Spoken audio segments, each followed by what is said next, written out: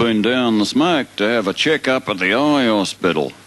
I've had a pair of glasses for years, but I thought they might need changing. They were me father's. Anyway, this optometrist says, "Can you read that chart on the wall for me?" So I said, "I'd be glad to. Could you bring it over here?" After I got me new glasses, I went back to me motel room to try 'em out. And there, as large as life, just outside the window, was 1.5 miles of sand and an ocean. It's the first time I'd seen them waves crashing onto the beach. Geez, I felt a dill. I'd spent 2 hours the night before trying to fix the cistern.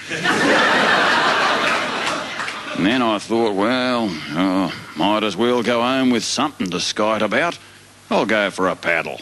So I wandered up the beach a bit, away from the crowd, and said, "G'day," to a couple of them young surfy board rider fellas.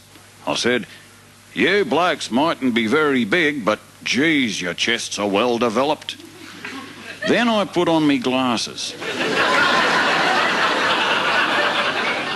They weren't blokes. I was up the topless end of the beach, so I sort of blushed a bit and looked down at me feet. And that's when I noticed that what I thought were their very skimpy Speedos weren't. I was also down the bottomless end of the beach.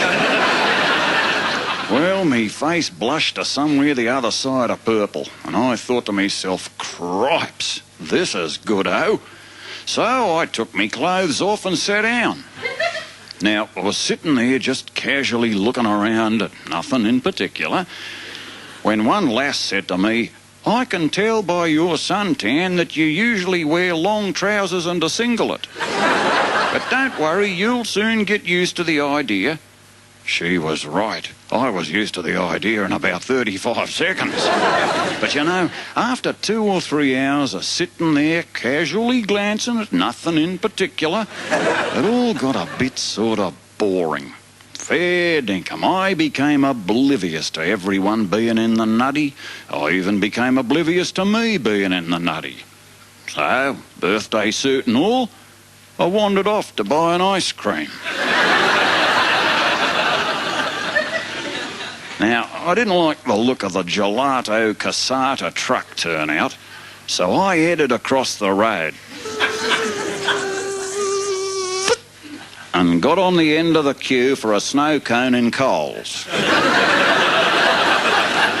Now, I realised I'd done something silly when I tried to find me pocket to pay for the snow cone. It was about the same time I sensed the presence of a policeman, a big one. 6'6" and nearly the same height. He slapped an arm lock on me, pushed me into the manager's office, and he said, "Right, as soon as I find you some clothes, I'm taking you down to the station." I said, "The police station?" He said, "Nah, the railway station. I thought we might go away for the weekend, pal." Now, I didn't know if he was joking or not. But to be on the safe side, I dropped him like a school case. Then I realised what I'd done. I was up for indecent exposure, resisting arrest and assaulting a policeman. Poor bloke, he was out like a Catholic's raffle book. Well, there was only one thing I could do. I picked up the phone and rang the police station. I said, "You'd better come down to Coles. There's a naked man in the manager's office." Then I stole the cop's clothes and ran like hell.